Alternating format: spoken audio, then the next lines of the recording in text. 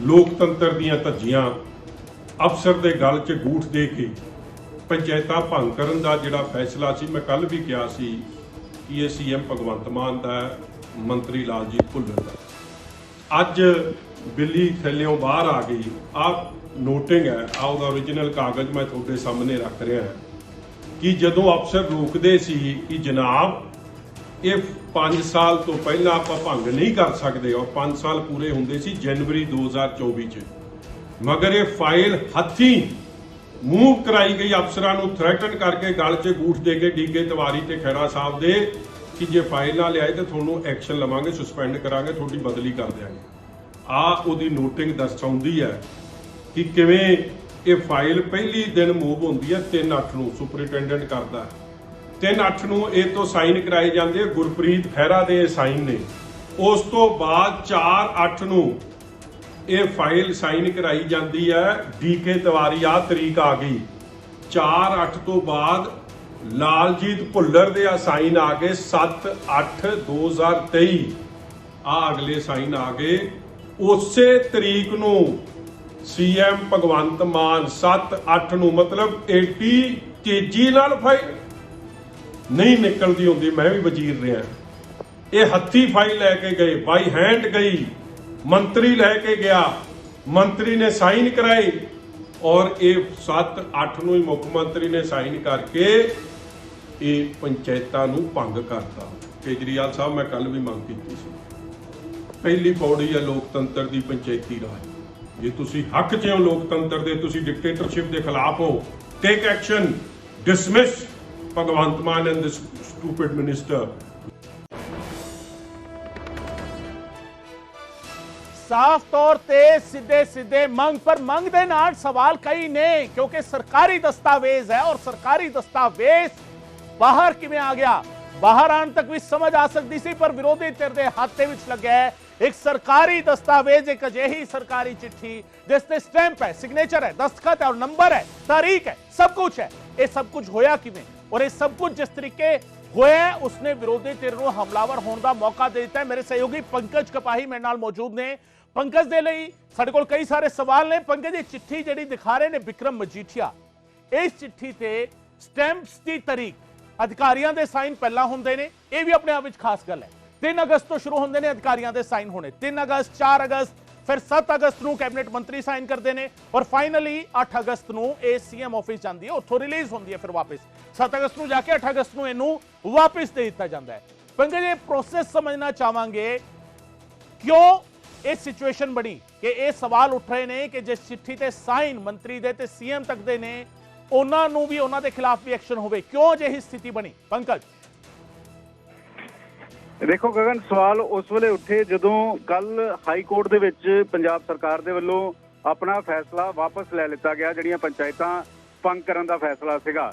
ਉਸ ਤੋਂ ਬਾਅਦ ਜਿਹੜੇ ਪੰਚਾਇਤੀ ਵਿਭਾਗ ਦੇ ਮੰਤਰੀ ਨੇ ਲਾਲਜੀਤ ਸਿੰਘ ਭੁੱਲਰ, ਉਹਨਾਂ ਦੀ ਇੱਕ ਸਟੇਟਮੈਂਟ ਆਂਦੀ ਸਾਹਮਣੇ ਨਿਊਜ਼ 18 ਤੇ, ਉਹ ਸਟੇਟਮੈਂਟ ਆਂਦੀ ਔਰ ਇਸ ਗੱਲ ਦਾ ਜ਼ਿਕਰ ਕਰਦੇ ਨੇ ਕਿ ਕੁਝ ਟੈਕਨੀਕਲ ਖਾਮੀਆਂ ਸੀਗੀਆਂ, ਉਹਨਾਂ ਟੈਕਨੀਕਲ ਖਾਮੀਆਂ ਨੂੰ ਦੂਰ ਕਰਕੇ ਅਸੀਂ ਦੁਬਾਰਾ ਤੋਂ ਨੋਟੀਫਿਕੇਸ਼ਨ ਜਿਹੜਾ ਉਹ ਜਾਰੀ ਕਰਾਂਗੇ। ਔਰ ਇਸ ਗੱਲ ਦਾ ਵੀ ਜ਼ਿਕਰ ਕਰ ਦਿੰਦੇ ਨੇ ਕਿ ਜਿਹੜੇ ਅਧਿਕਾਰੀਆਂ ਦੀ ਵਜ੍ਹਾ ਕਰਕੇ ਇਹ ਨੋਟੀਫਿਕੇਸ਼ਨ ਜਾਰੀ ਹੋਇਆ ਵਾ, ਉਹਨਾਂ ਦੇ ਉੱਤੇ ਐਕਸ਼ਨ ਹੋਏਗਾ। ਉਸ ਤੋਂ ਤਕਰੀਬਨ 40 ਮਿੰਟ ਬਾਅਦ ਖਬਰ ਆਂਦੀ ਹੈ ਕਿ 2 IAS ਅਧਿਕਾਰੀਆਂ ਨੂੰ ਉੱਤੇ ਐਕਸ਼ਨ ਹੁੰਦਾ, ਉਹਨਾਂ ਨੂੰ ਸਸਪੈਂਡ ਕਰ ਦਿੱਤਾ ਜਾਂਦਾ ਹੈ, ਔਰ ਦੋਵੇਂ ਅਧਿਕਾਰੀ ਜਿਹੜੇ ਨੇ ਉਹ ਸੀਨੀਅਰ ਅਧਿਕਾਰੀ ਨੇ, ਉਹਨਾਂ ਦੇ ਉੱਤੇ ਕਾਰਵਾਈ ਹੁੰਦੀ ਹੈ। ਉਸ ਤੋਂ ਬਾਅਦ ਵਿਰੋਧੀ ਧਿਰਾਂ ਦੇ ਵੱਲੋਂ, ਪ੍ਰਤਾਪ ਸਿੰਘ ਬਾਜਵਾ ਦੇ ਵੱਲੋਂ ਨਿਊਜ਼ 18 ਤੇ ਇਸ ਗੱਲ ਦਾ ਜ਼ਿਕਰ ਕੀਤਾ ਜਾਂਦਾ ਹੈ, ਔਰ ਸਵਾਲ ਖੜੇ ਕੀਤੇ ਜਾਂਦੇ ਨੇ ਕਿ ਅਧਿਕਾਰੀਆਂ ਦੇ ਨਾਲ ਨਾਲ ਮੰਤਰੀ ਦੀ ਵੀ ਜ਼ਿੰਮੇਵਾਰੀ ਸੀਗੀ, ਮੰਤਰੀ ਦੇ ਉੱਤੇ ਵੀ ਐਕਸ਼ਨ ਜਿਹੜਾ ਵਾ ਉਹ ਹੋਣਾ ਚਾਹੀਦਾ ਵਾ। ਔਰ ਇਸ ਗੱਲ ਦਾ ਜ਼ਿਕਰ ਜਿਹੜਾ ਪ੍ਰਤਾਪ ਸਿੰਘ ਬਾਜਵਾ ਦੇ ਵੱਲੋਂ ਕੀਤਾ ਜਾਂਦਾ ਵਾ। ਸਵੇਰ ਹੁੰਦੇ ਹੁੰਦੇ ਜਿਹੜਾ ਇਸ ਪ੍ਰੋਸੈਸ ਦਾ ਜ਼ਿਕਰ ਤੁਸੀਂ ਕਰ ਰਹੇ ਸੀਗੇ ਗਗਨ, ਕਿ ਪਹਿਲਾਂ ਅਧਿਕਾਰੀ ਪੱਧਰ ਤੋਂ ਚਿੱਠੀ ਜਾਰੀ ਹੁੰਦੀ ਹੈ, ਉਸ ਤੇ ਦਸਤਖਤ ਹੁੰਦੇ ਨੇ, ਉਸ ਤੋਂ ਬਾਅਦ ਉਹ ਮੰਤਰੀ ਤੱਕ ਜਾਂਦੀ ਹੈ, ਉਸ ਤੋਂ ਬਾਅਦ ਸੀਐਮ ਆਫਿਸ ਤੱਕ ਜਾਂਦੀ ਹੈ, ਤਕਰੀਬਨ 5-6 ਦਿਨਾਂ ਦਾ ਇਹ ਪ੍ਰੋਸੈਸ ਹੁੰਦਾ ਵਾ। ਤਾਂ ਇਹ ਕਿਸ ਬਿਹਾਫ ਤੇ ਮੰਤਰੀ ਜਾਂ ਕਿਸ ਬਿਹਾਫ ਤੇ ਸੀਐਮ ਦੇ ਵੱਲੋਂ ਦਸਤਖਤ ਕਰ ਦਿੱਤੇ ਗਏ? ਕੀ ਉਹਨਾਂ ਨੇ ਪੜ੍ਹਿਆ ਨਹੀਂ, ਕਿ ਉਹਨਾਂ ਨੂੰ ਇਸ ਗੱਲ ਦਾ ਇਲਮ ਨਹੀਂ ਸੀ, ਕਿ ਅਫਸਰਾਂ ਨੇ ਉਹਨਾਂ ਨੂੰ ਸਹੀ ਜਾਣਕਾਰੀ ਨਹੀਂ ਦਿੱਤੀ ਸੀ, ਕਿ ਅਫਸਰਾਂ ਦੇ ਉੱਤੇ ਉਹ ਭਰੋਸਾ ਕਰ ਗਏ ਸੀਗੇ? ਉਸ ਤੋਂ ਬਾਅਦ ਉਹਨਾਂ ਨੇ ਦਸਤਖਤ ਕਰ ਦਿੱਤੇ। ਬਹੁਤ ਸਾਰੇ ਸਵਾਲ ਉੱਠਣੇ ਸ਼ੁਰੂ ਹੋ ਗਏ ਔਰ ਇਹ ਵੀ ਦੇਖਿਆ ਕਿ ਅਕਾਲੀ ਦਲ ਵੀ ਹੁਣ ਹਮਲਾਵਰ ਹੋਈ ਹੈ। ਵਿਕਰਮ ਸਿੰਘ ਮਜੀਠੀਆ ਹੋਰਾਂ ਨੇ ਸਵਾਲ ਜਿਹੜੇ ਨੇ ਉਹ ਮੁੱਖ ਮੰਤਰੀ ਤੇ ਮੰਤਰੀਆਂ ਦੇ ਉੱਤੇ ਖੜੇ ਕਰ ਦਿੱਤੇ ਨੇ। ਤਾਂ ਅਜਿਹੇ 'ਚ ਨਿਊਜ਼ 18 ਇਸ ਗੱਲ ਦੀ ਪੜਤਾਲ ਕਰਨ ਦੀ ਕੋਸ਼ਿਸ਼ ਕਰ ਰਹੀ ਹੈ ਕਿ ਕਿਸ ਤਰੀਕੇ ਦੇ ਨਾਲ ਇਹ ਦਸਤਖਤ ਕੀਤੇ ਗਏ।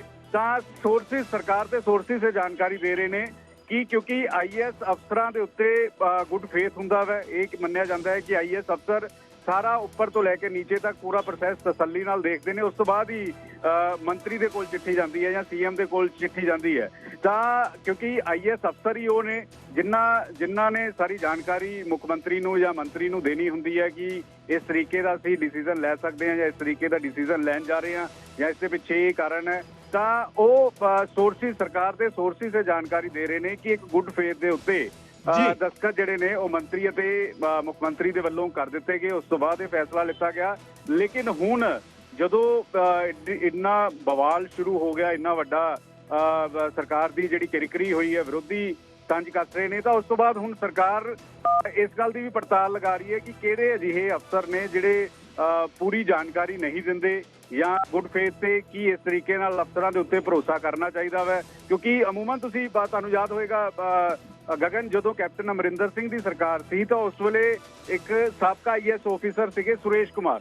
ਸੁਰੇਸ਼ ਕੁਮਾਰ ਜਿਹੜਾ ਜੋ ਵੀ ਅਗਰ ਕਿਸੇ ਫੈਸਲੇ ਦੇ ਉੱਤੇ ਮੁੱਖ ਮੰਤਰੀ ਤੋਂ ਕੋਈ ਵੀ ਦਸਤਖਤ ਕਰਾਣੇ ਆ ਤਾਂ ਕੈਪਟਨ ਅਮਰਿੰਦਰ ਸਿੰਘ ਸਿੱਧੇ ਤੌਰ ਤੇ ਕਰ ਦਿੰਦੇ ਸੀ। ਇੰਨਾ ਗੁੱਡ ਫੇਥ ਜਾਂ ਇੰਨਾ ਟਰਸਟ ਹੁੰਦਾ ਕਿ ਸਾਰੀ ਜਾਣਕਾਰੀ ਜਿਹੜੀ ਹੈ ਉਸ ਤਰੀਕੇ ਨਾਲ ਬਰੀਕੀ ਨਾਲ ਨਹੀਂ ਦੇਖੀ ਜਾਂਦੀ।